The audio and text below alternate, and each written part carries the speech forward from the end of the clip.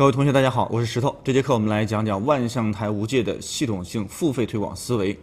这节课呢没有什么实操的东西，但是能够帮助大家梳理思路。因为很多人在付费推广的时候啊，有很多错误的想法、错误的观点，导致在推广的过程当中效果非常的差，或者刚刚有点效果，突然就结束了推广，就导致了大量的浪费。这节课我们会分3个部分给大家详细的梳理思路。第一个，付费推广的作用。付费推广有很多错误的认知，就第一。大家会认为花了钱我就得能够卖货啊，还有就是认为说我花了钱就能够赚钱。经常有人抱怨说淘宝啊怎么地啊，为什么我花了那么多钱，然后一直在赔钱？你不如多多好，多多一开车就卖了。但是你想想，开多多开那个车能赚钱吗？其实一样也赚不了钱，是吧？这个至于说你开车能不能赚钱，很多时候不是开车的问题，可能本身还是在于产品自身的问题啊。包括我们推广了能不能卖货，也不光是推广计划的问题，很多时候也要考虑产品的问题。第3个就是认为推广了它就一定会有免费流量，其实推广了不一定会有免费流量。为什么？我们来看第2个点啊，万象台无界的作用是什么啊？我们也可以理解为就是付费推广的作用是什么？付费推广就是花钱买流量的工具，就是你花了钱把这个流量买过来，流量买过来了，这个产品能不能爆不一定啊。在过去大量的案例当中，就包括那些非常有钱的，像腾讯呀、什么万达呀，他们很有钱了吧？他们做了很多产品，其实也一样也是做不起来。为什么？产品自身不行，再多的钱其实也是没有用的。所以这个付费推广的工具，它只是一个花钱买流量的工具，能够让你的产品得到更多的曝光，能够加速产品的曝光，有利于产品的快速成长，但不是说一定能够让产品快速成长。第3个，通过推广间接撬动自然流量。通过付费推广呢，积累一定的数据之后呢，是可以带动自然流量的增长的。但是它是有要求的，并不是说我只要花了钱免费流量就一定能够起来，一定能够稳得住。它有2个点，一个是率，一个是量的要求。很多人在做付费推广的时候，他要么就是率不达标，要么就是量不达标，要么就是2个不达标。但是总是在想我花了钱了，你为什么不给我免费流量？其实很多时候就是因为数据不达标，所以导致的不给你。那第一个率，我们来解释一下，给大家讲讲这个率。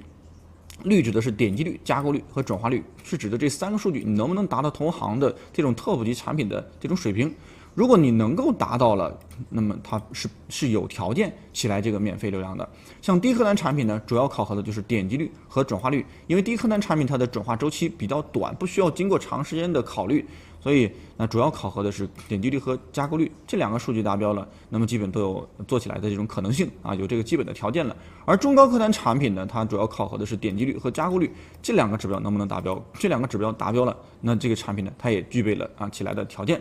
点击率呢，一方面是我们拿免费流量的基础，第2方面呢是我们这个付费推广的基础。因为付费推广，如果你的点击率不达标，那么这个计划的权重可能就很难上去。我们想往上放量的时候就很难放量，所以记住这些是基础，基础达标了，我们才能够拿量。当你的计划的率点击率、加购率、转化率这些数据达标了，那我们就可以开始去放量了，把你的点击率给它快速的拉起来，把你的加购量快速的拉起来，转化量快速的拉起来这些起来了之后呢，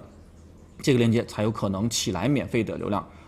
不管是什么推荐的流量，或者是搜索的流量，总之呢，这些达标才能够带得起来。但现在很多人在做付费推广的时候，这2个点要么就是它率达标了，量不达标。这种是什么表现呢？就是我每天开的那个付费推广，它的金额是一样的，比如说我每天都是50块钱，虽然说我的点击率也很高，加购率也很高，转化率也很高，但是你的量不够多，它一样起不来免费流量那这个是需要有一个快速增长的一个过程。至于说怎么做，怎么通过付费推广来带动免费流量带动搜索流量带动推荐流量我们后边会有更详细的课程来讲解这些具体的实操的细节。这个量，有些人呢就是我的量达标了，但是我的率不达标比如说我每天开个3000、5000，甚至说要开1万，那为什么我开这么大的量也是起不来免费流量，甚至越开越少呢？它就是受到率的影响，可能你的率本身不达标，你在大量的拉升的时候，通过这个量的积累，然后间接的撬动了这个免费流量，但是免费流量起来之后，它自身的率不达标，它根本就维持不住，它一样会掉的。所以想要起来免费流量，这2个指标都要达标才能够起得来。所以产品自身是核心，是吧？产品然后你的这种内功啊，还有就是你推广的细节啊，这些做到了，你再去放量，这个产品才能够起得来，而不是盲目的上来就往死里去砸钱。如果真的就那么简单，花钱就能够快速的赚到钱的话，那肯定轮不到这些中小的卖家，因为那些资本比你们要有钱多了，是不是？他们要砸起来钱，根本就轮不到你们。所以想要做好电商的运营，这些细节还是要注意的。第4个就是通过推广实现直接的盈利。付费推广呢，有些产品的利润是非常高的，比如像那些卖机械设备的，我们直接花了钱啊，然后卖出去之后呢，卖一件可能有几千甚至上万的利润，它就能直接盈利。还有一些产品呢，就像我们自己做了一个小电器的产品，这个产品的毛利在50%，我们卖的客单价在400左右，卖出去一单呢，差不多有200左右的这种毛利。那我们在做付费推广的时候，我们就可以直接通过付费推广来实现盈利。像这样的产品呢，我们就直接有很高的利润了。那么这个产品要不要考虑什么免费流量的问题呢？其实如果你付费推广就可以实现快速的赚钱了，干嘛要去考虑什么免费流量的问题呢？经常会有人讲，我们在做一个链接的时候，我们要考虑它的免费流量和付费流量的一个占比啊，然后付费流量呢要控制到30%以内。其实这个要看具体的条件的。如果你产品的利润真的很高，花钱就可以直接实现赚钱了，就不用考虑免费流量了。因为你如果为了去得到这个免费流量，你可能要付出的成本要高很多，所以没有必要非要去控制这个付费的占比。只有你的产品利润率特别低的时候，我们才要控制这个付费推广的占比。好，这是关于第1个付费推广的作用。第2个，付费推广的必要的条件啊，第1个主要条件，想要去做付费推广的第一个事儿就是你的产品是不是要有足够高的利润。如果你的利润足够高，那么就能支持你长期的进行推广啊，或者是直接通过付费推广呢实现盈利。就像刚刚我们讲的，直接花钱就开始赚钱了。那如果你的产品的利润不够高呢，那低利润的产品就只能短期推，像那种食品类的产品啊，毛利特别低，一单只有几块钱这种，那你就不能长期的推，长期推必然会导致亏损。所以这里面呢，我们要通过这个付费推广呢，用来干嘛呢？进行测试和拉动免费流量为主。测试的话也是短期的测试，拉动免费流量呢也是短期的推，绝对不能长期的推，因为长期推根本就没有办法实现盈利。第2个，推广的资金。推广这个事儿你一定得想明白，不是说我花个一天100-200块钱，然后就能把这个店铺做得特别的好，就能够通过付费推广，然后带来多大的这种免费的流量，它是很难实现的。你的推广资金一定要跟得上。你这样的话才能够带动这个免费流量的爆发。如果推广资金不够，那就要考虑的问题就是我们要通过付费推广实现短期的盈利，而不是说打什么爆款的问题了啊。资金充足的，那你就全周期的推，从你开始做店开始就直接上付费推广，这样是比较好的。因为付费推广所带来的人群标签是非常精准的，那它会形成一个正向的循环。你推的越多，推的时间越久，那你的权重就会越高，你的人群就会越精准。后期你在上链接的时候，它越容易快速的起来免费的流量啊。资金少的呢，就是在测试阶段和入池阶段推一下就行了，不要全周期推。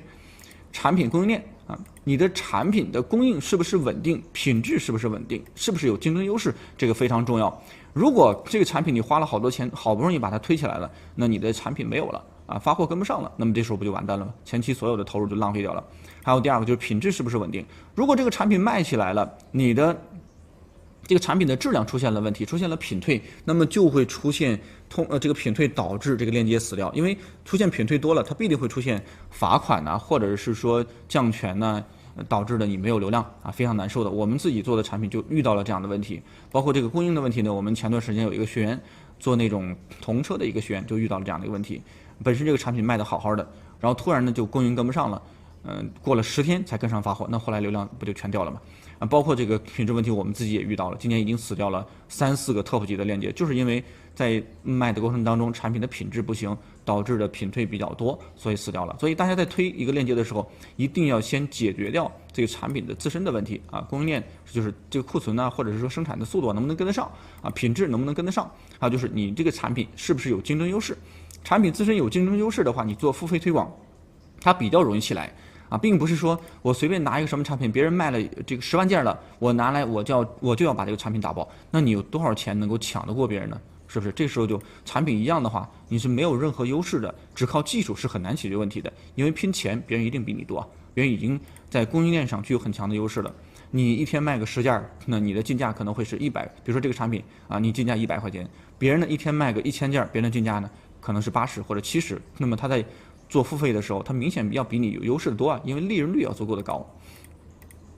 最后一个是产品自身的数据，这个数据包括转化率啊、收藏加购率啊、点击率啊，包括这些数据。这些数据受什么影响呢？受产品自身的。你像非标品呢，就主要是看款式；标品的话，主要是看你这个产品的这种视觉啊、功能啊等等啊，以及价格啊等等这些东西。产品自身的数据达标了，这个品我们才能够开始进行推广。这几个条件啊，你最起码你要具备一个吧。如果你都具备，那肯定是更好的。具备了这些条件之后，我们才能进入到推广的这个阶段啊。有些特殊的类目呢，它是需要特殊的前置审批的，比如像医疗器械啊、功效类的产品、保健类的产品，以及一些虚拟类的产品，这些产品是需要进行提前审批的。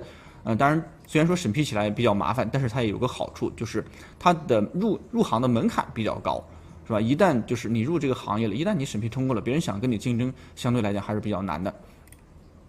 好，这是付费推广的必要的条件。付费推广的目的，付费推广呢，我们给它整合成了给它整理出来了8个推广的目的。当然，如果你要再整得更细一点，可能还会比较多一点。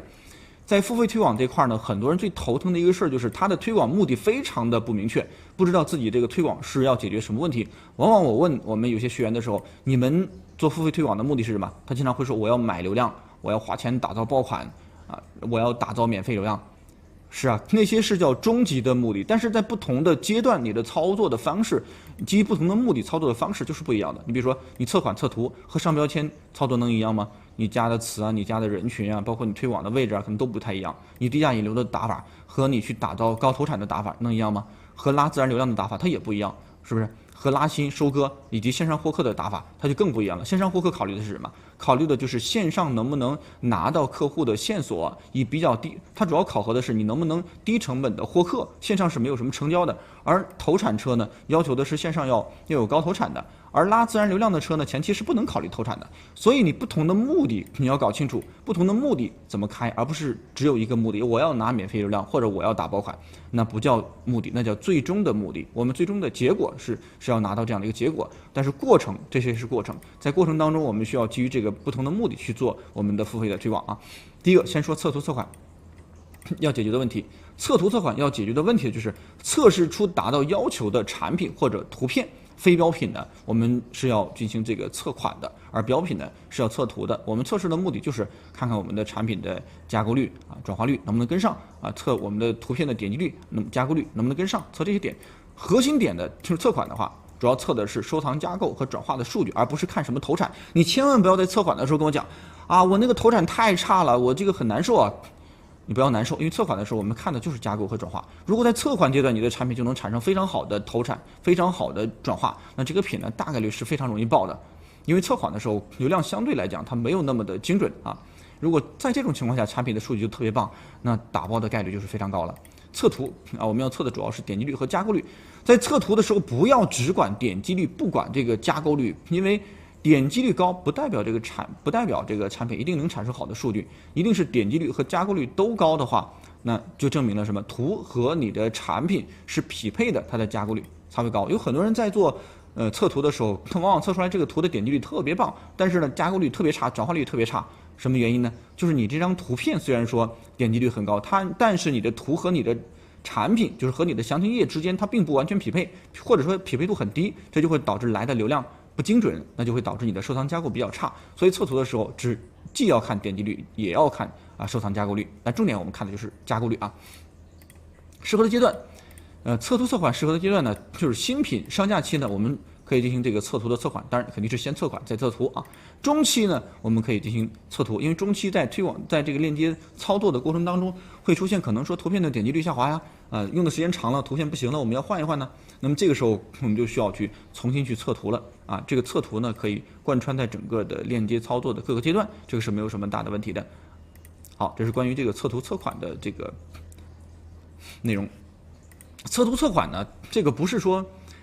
我这里没有给大家讲具体的实操的细节，因为我们后边还有专门的实操细节的课程。这节课我们不是一个实操的课程，只是一个梳理思维的一个课程。我为什么把这节课放在我们的第一节课？因为第一节课就是先帮你把思路梳理清楚，思路都搞不清楚的话，你说你怎么做？思路不对的话，方向不对的话，你的每一步都可能是错的。有句话怎么说？方向选错了，你的所有的努力都是白费的。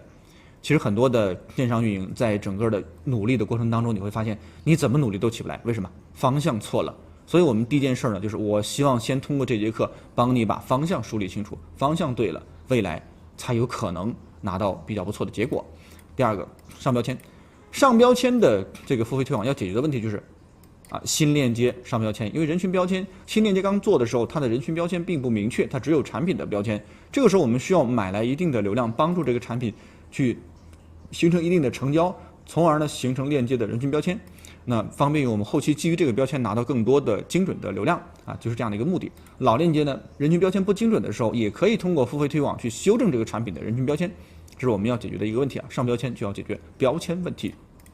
核心点至于说这个怎么看自己的标签精准不精准我们也有相关的课程会讲清楚如何去分析自己的人群标签如何分析自己的免费流量的标签准不准，如何分析自己的付费推广的准不准我们都会有相关的课程去讲这个内容第二个核心点，核心点呢就是真实成交的积累，因为给产品上标签，如果只是有流量进来，它是很难修正标签的；如果只是有收藏加购进来，它也很难去修正这个标签。一定是积累了一定的真实成交之后，那么它的标签才容易上去。所以这个主要是看成交但是主要不看投产。如果你又看投产又看成交的话，这个就相对来讲比较难了，因为这个阶段会有很多流量不是很精准，所以投产一般不会太高。适合的阶段，新品上架上标签入池。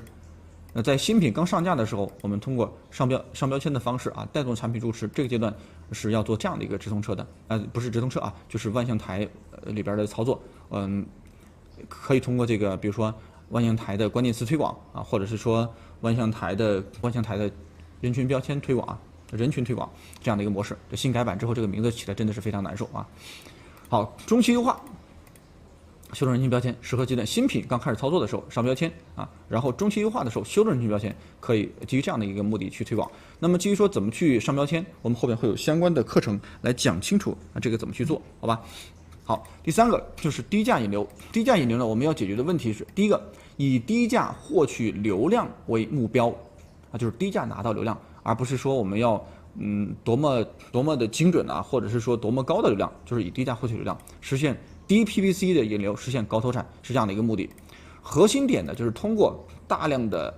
加词，比如说标准计划我们可以通过大量的加词，或者是说批量建计划去推广，以量来抗衡概率，来对抗概率，解决 PPC 太高的问题。如果一个计划呢，你以这个少量的词大量推广的时候，你会发现你的这个点击的成本是非常高的，这个时候你的就很难解决这个低价引流的问题了，对吧？所以我们想要解决低价引流呢，一般就是一个计划小预算，或者是说多个计划批量推广的方式来解决这个低价引流的问题。好，适合的阶段，你产品运营的各个阶段其实都可以进行这个低价的引流。好，这是关于低价引流计划。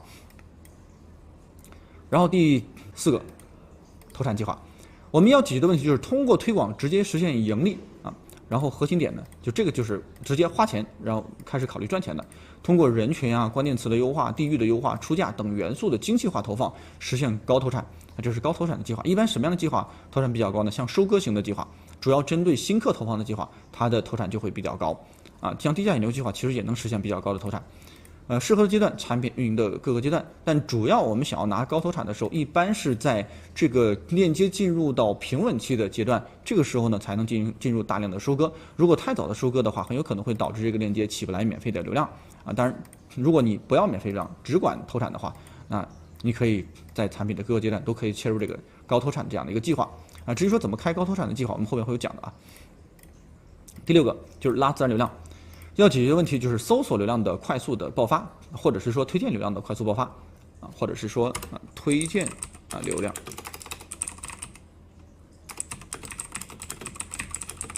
这是我们这个计划要解决的一个目的，要解决的一个问题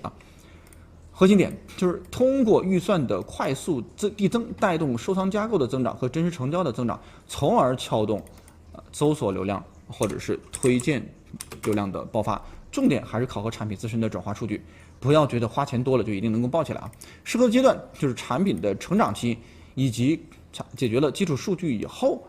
一般在新品上架后的7天左右。为什么是7天左右呢？因为前面的几天我们需要去做产品的各种测试啊、优化等等啊，去做很多的细节。做完了之后呢，我们才能进入到拉流量、拉免费流量这样的一个阶段。至于说怎么通过付费推广来打爆免费的流量，我们在后期的课程当中还有专门的有这样的一节课。到时候大家详细把那节课看看就好了啊。拉自然流量的时候，这里面一定要注意一个点，就是它的前期的投产啊不会高，为啥呢？因为这个阶段我们主要做的就是刚刚我们讲的核心点是实现是吧？这个收藏加购的快速增长。收藏加购快速增长的时候，我们肯定这个阶段不太考核我们的投产问题，主要考核的收藏加购的增长。只要加购量能够起来，这个免费的流量才能跟着爆发。所以这个阶段的投产不会很高啊。一般这个阶段我们开什么样的计划？那怎么操作？在后期咱们有一个拉自然流量的这个课程里边，咱们会详细的讲到。第6个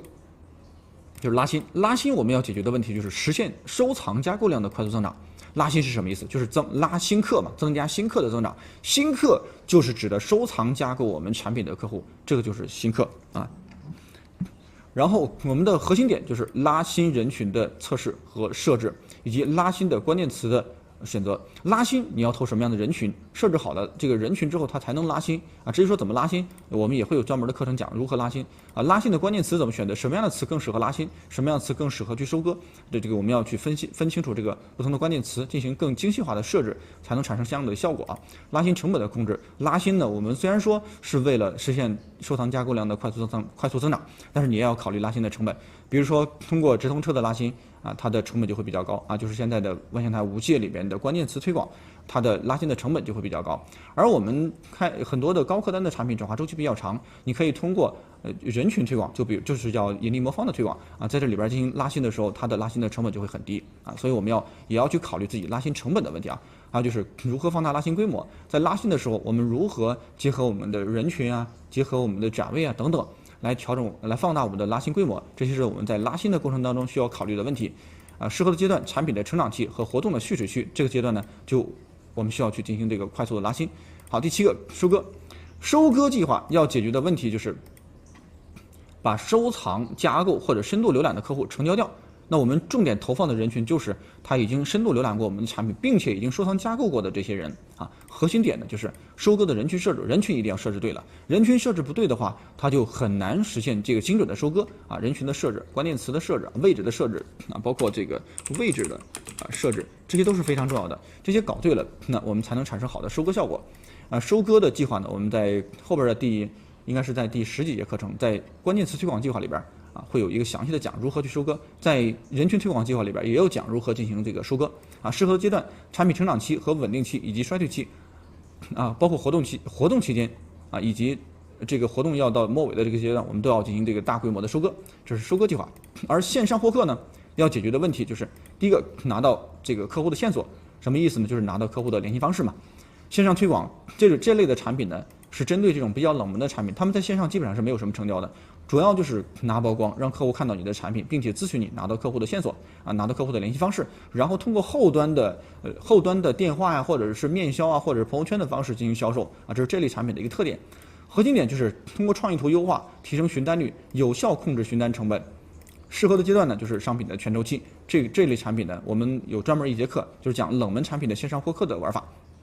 那这种产品的打法，重点关注的就是获客的成本和获客的量，以及获客的这种询单率啊。这是我们这节课给大家讲的这个付费推广的思维。后边呢，我们会逐渐的开始讲这个落地实操的细节。好，这节课我们就讲到这里。